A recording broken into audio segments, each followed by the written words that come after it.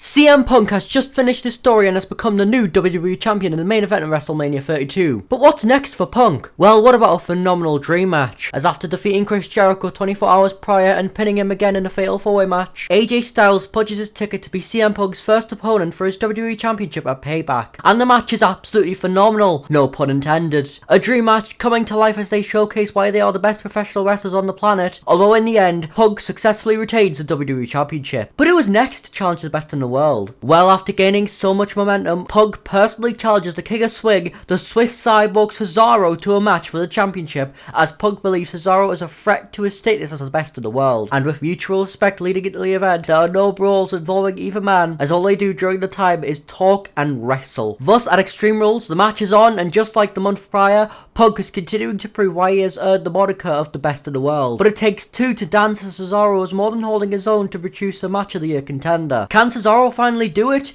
Can he become WWE Champion? Well, after 30 minutes of utter brilliance, Punk shows who the champ truly is as he just manages to nail a GTS onto Cesaro and he retains. The crowd are in awe over what they've just seen, but the show isn't done just yet as Seth Rollins returns and nails a pedigree onto a knackered Punk. So leading into Money in the Bank, it's warfare between bitter rivals Rollins and Punk. The pure hatred is on full display between the two athletes. Each second they're on the show and on screen, they're either tearing each other apart to shreds physically or verbally. But the match itself doesn't end up taking place as Punk is seen laid out like a bloody carcass backstage. And with Punk injured and forced to vacate the WWE Championship, everyone is speculating who done it, but we don't get any answers or clues until the night following Battleground. As in front of a packed Chicago crowd, CM Punk returns and demands answers but gets nothing. So just like Stone Cold did in the 2000s when he came back from injury, Punk goes around attempting to get answers no matter what it takes. And during this period, it's announced CM Punk has been drafted to Raw, which doesn't calm Punk's determination. However, lucky for Punk, his attacker ends up on the same show. As on the go-home show before SummerSlam, Punk is in the ring and smack talking about anyone and everyone, which leads to a certain prize fighter coming out and confronting the voice of the voiceless. Was he the one who attacked him? Well, we find out the answer very quickly as Kevin Owens brutalizes Punk, he pounds him into the ground and leaves him in a bloody mess. And with Punk now not being anywhere near 100%,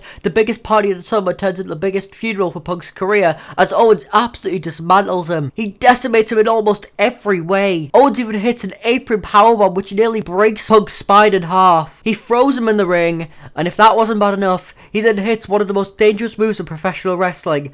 And with Punk broken, Kevin Owens covers him and picks up the monumental win. And with this, Punk is put on the shelf indefinitely, as some even question if Punk's career is over. People don't even think he'll be back at the Rumble, but oh how they were wrong. In at number 30, returning after only a few months when everyone thought he'd never come back, is the man who drops pipe bombs, the man who is the voice of the voiceless. He enters and instantly makes an impact by eliminating the beast Brock Lesnar, and he makes it out to the final two. It's him, or the list maker Chris Jericho. Who can win the Royal Rumble? Well, with Jericho being best friends with Owens, Punk doesn't hold back, and after a 10-minute mini-match, Jericho just manages to throw him over the top rope. It's heartbreak for Punk, but luckily for him, there's one more stop before WrestleMania 33. And with the heated rivalry between Owens and Punk, Stephanie McMahon announces Fastlane's main event between the two. And with Owens betraying Jericho, everyone wants Punk to win the championship and dethrone Owens. So at Fastlane, the match is on and it's an absolute war. But war has casualties, and as soon as it's looking like Punk can finish his story, Samoa Joe distracts him long enough for another heartbreak to occur. Owens has retained and stands tall as Joe stands on top of the ramp. But why did Joe do it? Well, the whole world finds out the following episode of Raw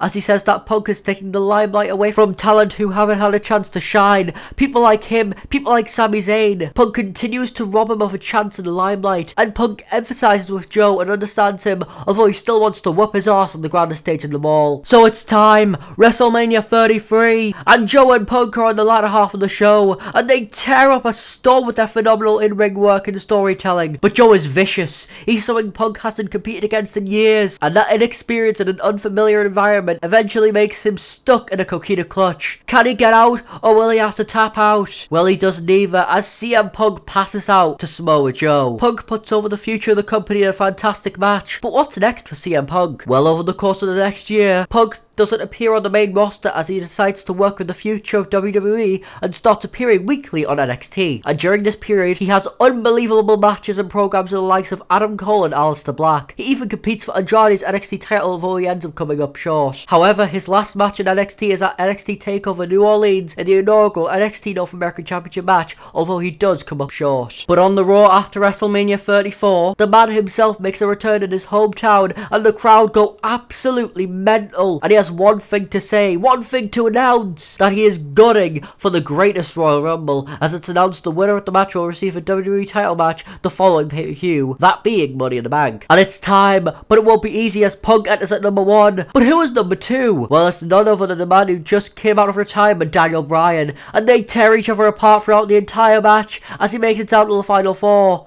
Daniel Bryan, CM Punk, Braun Strowman and Bobby Lashley. All 4 men have a chance to pick up the win and face Lesnar, but it won't be Punk as Daniel Bryan eliminates the quote-unquote best in the world. Punk can't believe it, but he knows what he has to do next, or really what he wants to do, as on the following Raw, he challenges Daniel Bryan to a match at SummerSlam to see who truly is the best in the world, and with Bryan accepting, both men train themselves for the show for months on end. But there's no more time spare, as for the last time ever, Daniel Bryan will take on CM Punk, and not only is it match of the night, it might be up there as one of the greatest professional wrestling matches ever, although in the end, Bryan ends up making Punk tap out to the yes lock, and once again Punk is heartbroken, but this time, he goes home. He doesn't know what to do with himself, and with that, this section of Punk's life and career comes to an end. And if you like this video, I think this will interest you.